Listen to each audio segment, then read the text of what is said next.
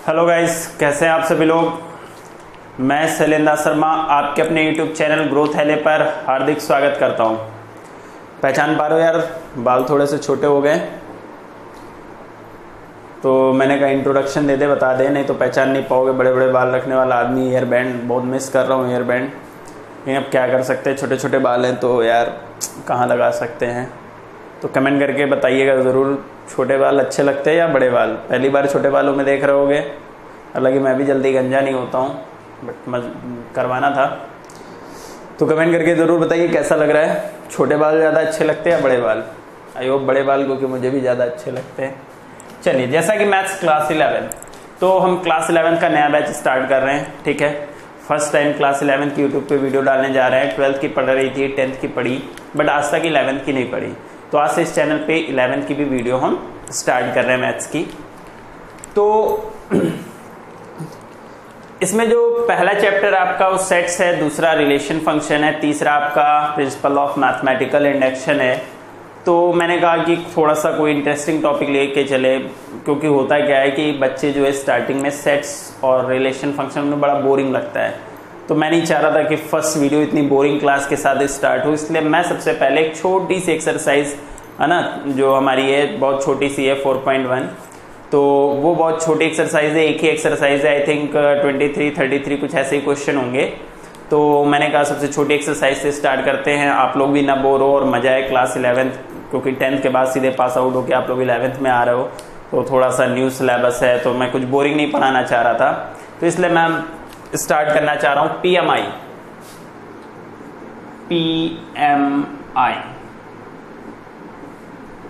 इसको बेटा कहते हैं, इस चैप्टर का नाम है प्रिंसिपल ऑफ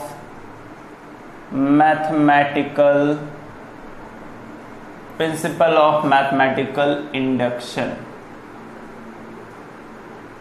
हिंदी में बोले तो गणितीय आगमन का सिद्धांत।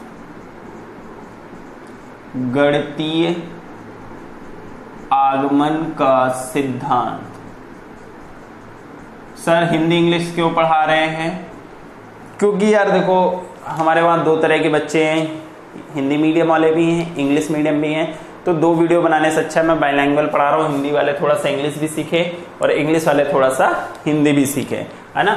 तो दोनों लोगों को प्रॉब्लम ना हो, इसलिए प्रिंसिपल ऑफ मैथमेटिकल इंडक्शन, गणितीय आगमन का सिद्धांत। तो जैसा कि चैप्टर का नाम है गणितीय आगमन का सिद्धांत, इंडक्शन, मैथमेटिकल इंडक्शन। तो पहले मैं बात करना चाह रहा हूं इंडक्शन के बारे में। इंडक्शन का मतलब क्या होता है? जो लोग फिजिक्स के स्टूडेंट होंगे उनको पता होगा इंडक्शन के बारे में। इंडक्शन का मतलब होता है जब किसी चीज के प्रेजेंस में कोई नई चीज जनरेट हो, किसी चीज के प्रेजेंस में कोई नई चीज जनरेट हो, उसी को हम कहते हैं इंडक्शन। और यहां पे जो है वो हमारा है मैथमेटिकल इंडक्शन। मैथमेटिकल इंडक्शन, यहां पे क्या होगा, हमें कोई मैथमेटिकल स्टेटमेंट होगी और उस मैथमेटिकल स्टेटमेंट की हेल्प से हम क्या करेंगे, कोई नई मैथमेटिकल टर्म्स को प्रूव करेंगे या उसे हम जनरेट करेंगे। तो यही इसका मतलब है मैथमेटिकल इंडक्शन। जब क्वेश्चन को कराएंगे तब आप इस चीज को बहुत अच्छे से समझ पाओगे कि ये इंडक्शन का मतलब एक्चुअली में है क्या। ठीक है, तो देखो सबसे पहली चीज, अभी आप जैसे जैसे आगे पढ़ोगे तो मैं आपको कुछ इसका इंट्रोडक्शन बेसिक बताना चाह रहा हूं मैथमेटिकल इंडक्शन का। जैसे कि अगर मैं बात करूं, एक बहुत सिंपल सी बात मैं कर रहा हूं, क्लास 10th आपने भी पढ़ा है, एपी के बारे में पढ़ा है। अगर मैं कहूं sum of all natural numbers, sum of all natural numbers, तो sum of all natural numbers, या फिर मैं कहूं प्राकृतिक संख्याओं का योग, प्राकृतिक संख्याओं का योग, प्राकृतिक संख्याओं का योग। तो बेटा आपको एक चीज पता है, बहुत ध्यान से समझना, बहुत ही इंटरेस्टिंग चैप्टर है, छोटा सा है, आप इसके लॉजिक को समझोगे तो बहुत इजी लगेगा।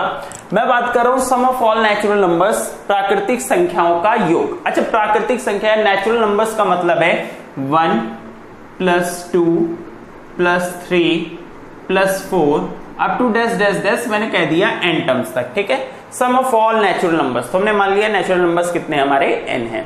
हमने कहा इन सारे नेचुरल नंबर प्राकृतिक संख्याओं का सम निकालना है, ठीक है। नेचुरल नंबर्स का सम निकालना है तो सर कैसे लगेगा यार, क्लास 10th आपने पढ़ा, ये आपको कौन सी सीरीज दिख रही है, समांतर श्रेणी, है ना, अर्थमेटिक प्रोग्रेशन, एपी सीरीज है, एपी सीरीज है। तो देखो बेटा, मुझे पता है कि सम ऑफ ऑल नेचुरल नंबर्स का जो फॉर्मूला होता है वो ये होता है n+1/2। क्या होता है, n+1/2।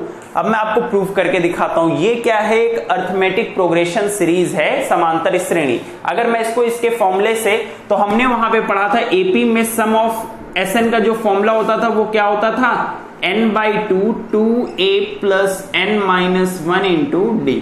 ये होता था, जहां n होता था नंबर ऑफ टर्म्स, a होता था फर्स्ट टर्म, d होता था हमारा कॉमन डिफरेंस, ठीक है। n होता था हमारा क्या, जितनी भी संख्याएं होती थी, a होता था हमारा प्रथम पद और d होता था सार्व अंतर, ठीक है।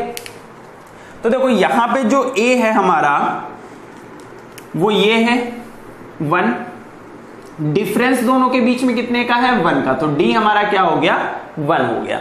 अब इस फॉर्मूले पे पुट करते हैं, टर्म्स कितने हैं, n टर्म्स हैं, तो n की जगह पे तो n ही रहेगा, n/2 2a, a का मतलब फर्स्ट टर्म कितना है 1 प्लस n, तो n है, कॉमन डिफरेंस कितना है 1। अब ध्यान से देखो n/2, ये कितना हुआ 2 1 = 2 प्लस 1 का मल्टीप्लाई होगा तो ये क्या हो जाएगा n-1, तो ये क्या हो गया n/2, 2 - 1 क्या हो जाएगा 1, तो हमारे पास क्या बचा n+1, या इसको मैं सही से लिखूं n+1/2। देखो क्या वही चीज आई, n+1/2, ये चीज हुआ।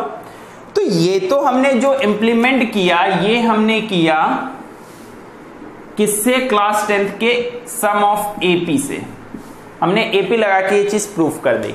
बट यहां पे हम क्या करेंगे, इसको मैथमेटिकल इंडक्शन से प्रूफ करेंगे कि हाँ इस स्टेटमेंट के लिए यही फॉर्मुलेट होगा, ठीक है, यही फॉर्मूला उसका बनेगा। तो एक तरीके से मैथमेटिकल इंडक्शन का मतलब ये भी होता है किसी मैथमेटिकल स्टेटमेंट को हम क्या करें, उसको फॉर्मुलेट करें, तो ये भी एक चीज क्या है, इंडक्शन। मैंने इंडक्शन का मतलब अभी आपको बताया कि इंडक्शन का मतलब क्या होता है, जब किसी चीज के प्रेजेंस में कोई नई चीज जनरेट हो, तो वही चीज किसी चीज के प्रेजेंस में, मैंने कहा कोई मैथमेटिकल स्टेटमेंट है और उस मैथमेटिकल जो स्टेटमेंट है मतलब ये प्रेजेंस हुई, उसके प्रेजेंस में हम जब कोई नई चीज जनरेट करते हैं तो उस मैथमेटिकल स्टेटमेंट को हम क्या करें, फॉर्मुलेट करें, तो यही हमारा होता है मैथमेटिकल इंडक्शन। ऐसे भी आप इसको समझ सकते हो, ठीक है। तो ये तो हुआ एपी के टर्म में, हमने प्रूफ करके दिखाया कि हाँ ये फॉर्मूला एग्जैक्टली क्या है, ट्रू है फॉर ऑल नेचुरल नंबर्स।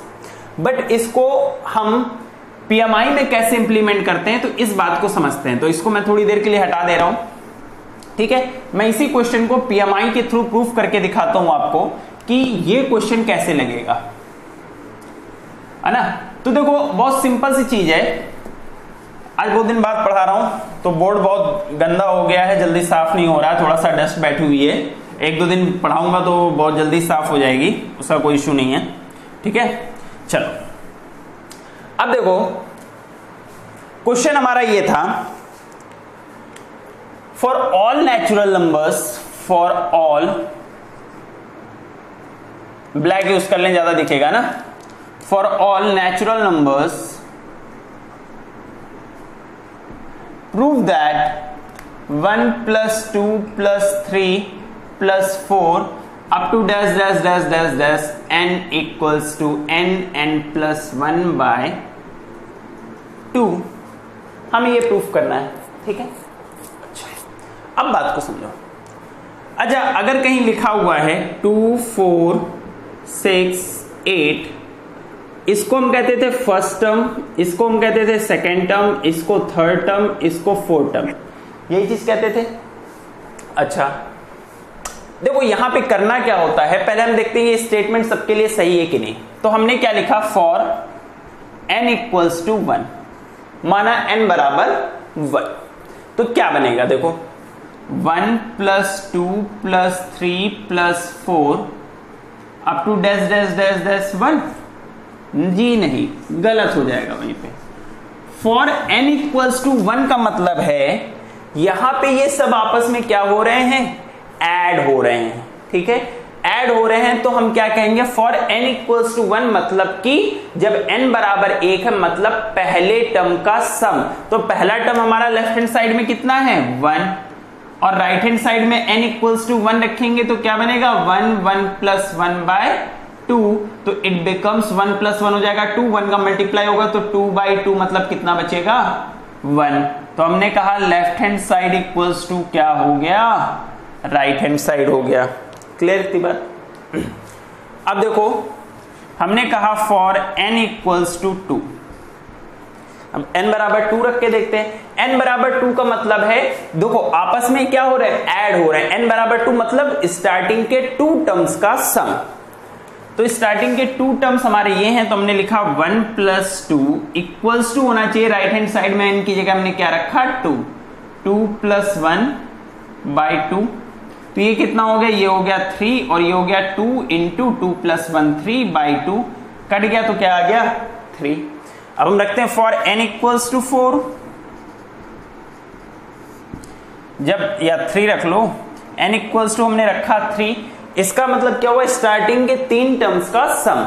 तो क्या बनेगा 1 plus 2 plus 3 equals to right hand side में 3, 3 प्लस 1 बाय 2, हमने क्या किया राइट हैंड साइड में 3 रख दिया, तो ये कितना हो जाएगा 6 और ये हो जाएगा 3 इंटू 4 बटे 2, तो ये हो जाएगा 2 दूनी 4, तो ये कितना आ गया 6। तो बेटा हमें चेक करना था फॉर ऑल नेचुरल नंबर्स। तो नेचुरल नंबर्स तो सर इनफाइनाइट होते हैं, तो क्या हम बारी बारी से ऐसे ही चेक करते जाएंगे, तो कहां तक चेक करेंगे, problem I.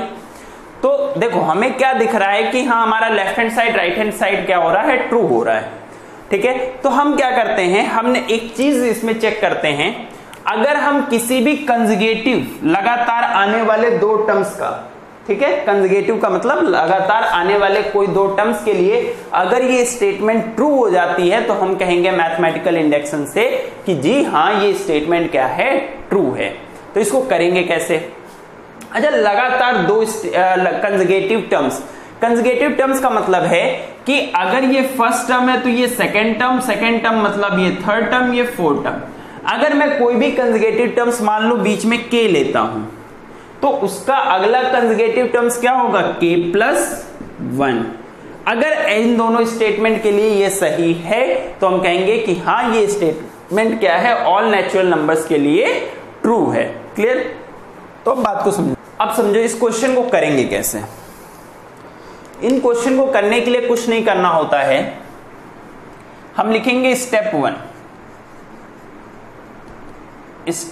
1 for n equals to 1, माना n बराबर 1 के लिए, तो जब हम फॉर n इक्वल्स टू 1 रखेंगे तो लेफ्ट हैंड साइड में तो 1 आएगा, राइट हैंड साइड में 1 रखेंगे तो 1, 1 प्लस 1 डिवाइडेड बाई 2, तो ये कितना हो जाएगा 1 इंटू 2 मतलब ये क्या आएगा 1। तो हम कहेंगे left hand side equals to right hand side. तो हम लिखेंगे it is true for n equals to 1, या फिर मैं यहां पे लिख सकता हूं कि यह कथन n बराबर 1 के लिए सत्य है, n बराबर 1 के लिए सत्य है। क्लियर इतनी बात। अब स्टेप 2 में क्या करते हैं भाई, 1 2 3 सबके लिए नहीं चेक कर सकते, हमने n बराबर 1 के लिए चेक कर लिया। अब हम स्टेप 2 करते हैं। स्टेप 2 मैंने क्या कहा, अगर n बराबर 1 के लिए सही है तो हम सारे 1 2 3 4 सबके लिए नहीं चेक करेंगे, किन्हीं 2 कंजुगेटिव टर्म्स के लिए हम उसको क्या करेंगे, चेक करेंगे। तो किन्हीं भी 2 कंजुगेटिव टर्म्स, यहां पे n की टर्म में है तो हमने मान लिया कोई हमारा कंजुगेटिव टर्म k है, कोई एक टर्म k है, तो उसका अगला कंजुगेटिव टर्म्स क्या होगा k प्लस 1। तो मैंने क्या कहा, कोई भी स्टेटमेंट अगर 2 कंजुगेटिव टर्म्स के लिए अगर ट्रू होती है तो हम कहेंगे कि हाँ ये मैथमेटिकल इंडक्शन हमारा सही है। ठीक है, तो हमने क्या लिया, step 2 for n equals to k, for n equals to k। यहां पे आप लोग लिख सकते हो माना n बराबर 1, माना n बराबर 1। ठीक, for n equals to k, माना n बराबर k। तो देखो क्या होगा, जहां जहां n है वहां पे क्या रख रहे हैं, k रख रहे हैं। तो क्या बनेगा हमारा, 1 plus 2 plus 3 plus 4 up to dash dash dash dash k equals to k plus 1 divided by 2। ये स्टेटमेंट निकल के आई for n equals to k. अब इसको हम प्रूफ कैसे करेंगे कि ये जो कंडीशन है ये हमारी सही है, left hand side equals to right hand side है। तो हम क्या करते हैं, अब इंडक्शन इम्प्लीमेंट करते हैं। इंडक्शन का मतलब क्या था, किसी चीज के प्रेजेंस में कोई दूसरी चीज जनरेट होना।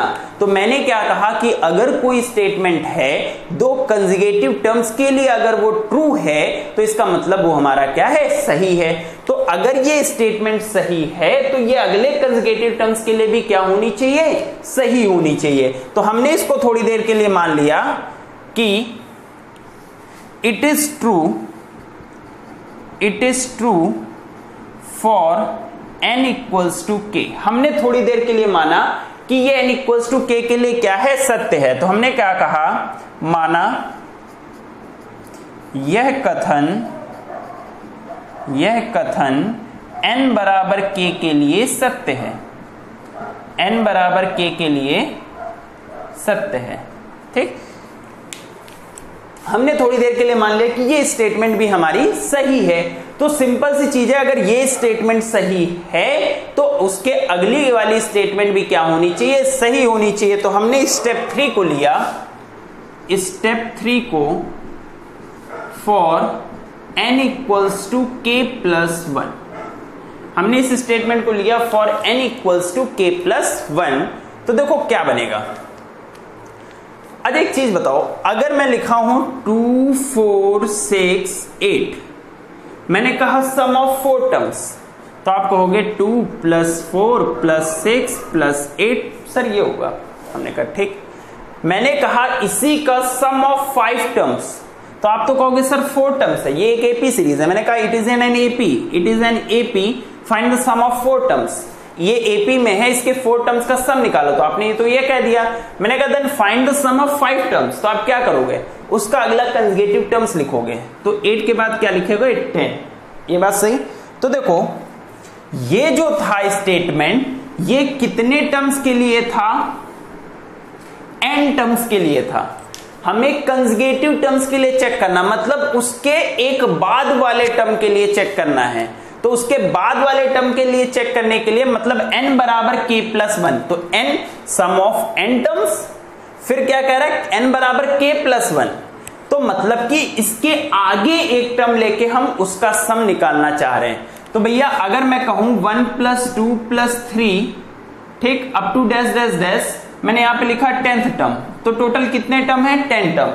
अब मैंने कहा n बराबर 10 प्लस 1, मतलब कि 11th टर्म का सम निकालो। तो जाहिर सी बात है यहां जो 10th टर्म रहा होगा उसके बाद एक क्या आएगा, 11th टर्म भी तो आएगा।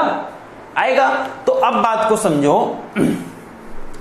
समझो, अगर n बराबर k प्लस 1 ले रहे हैं, n बराबर k प्लस 1, तो देखो हम क्या लिखेंगे इसको, 1 plus 2 plus 3 plus 4 up to dash dash dash k।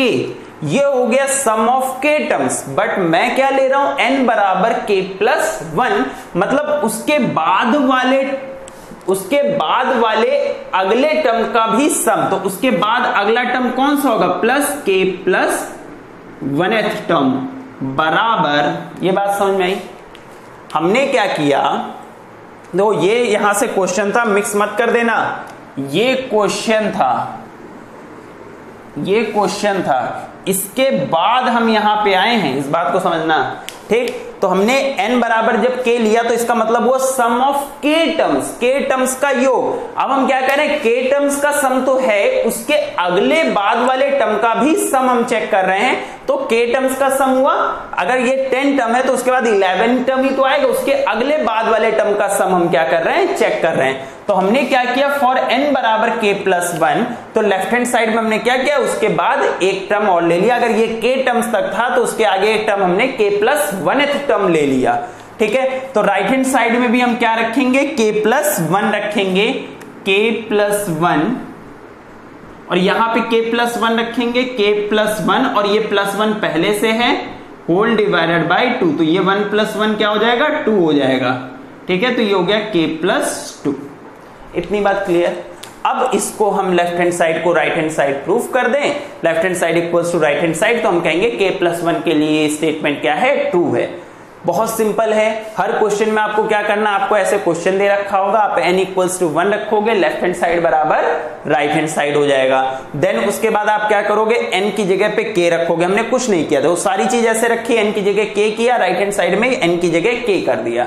यहां तक तो बच्चे भी कर लेंगे, जो हमें प्रूफ करना वो यहां से करना है। फॉर n बराबर k+1, हमें हर क्वेश्चन में nth टर्म तक दे रखा होगा, तो उसके बाद ये हर क्वेश्चन में होना है कि उसके आगे हम k+1 टर्म ऐड करेंगे और राइट हैंड साइड में भी हम n की जगह क्या रखेंगे, k+1। अब इतने को हमें प्रूफ करना है। अब इतनी चीज को अगर आप ध्यान से देखो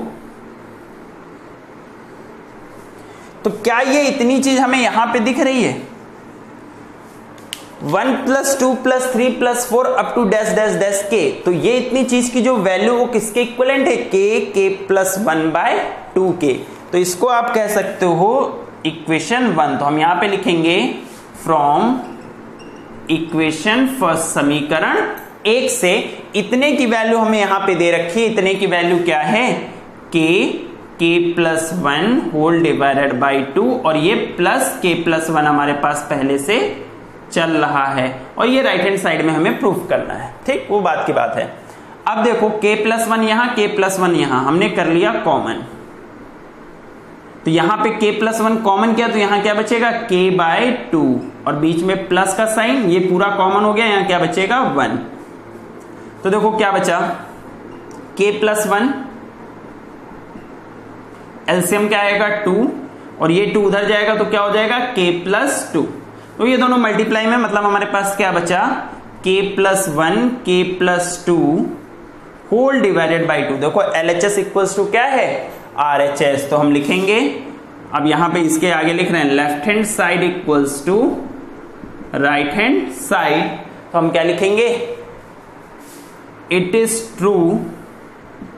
is true for n equals to k+1।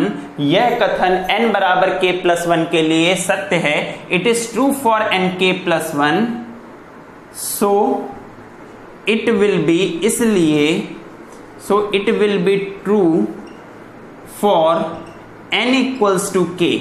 ठीक, हमने थोड़ी देर के लिए माना कि यह कथन क्या है, सत्य है, उसके बिहाफ पे हमने कहा यह कथन भी सत्य है। अब इसीलिए हम लिख रहे हैं कि अगर यह कथन सत्य है तो यह भी स्टेटमेंट क्या होगा, सही होगा। तो इसीलिए हमने लिखा it is true for n equals to k+1, so it will be true for n equals to k।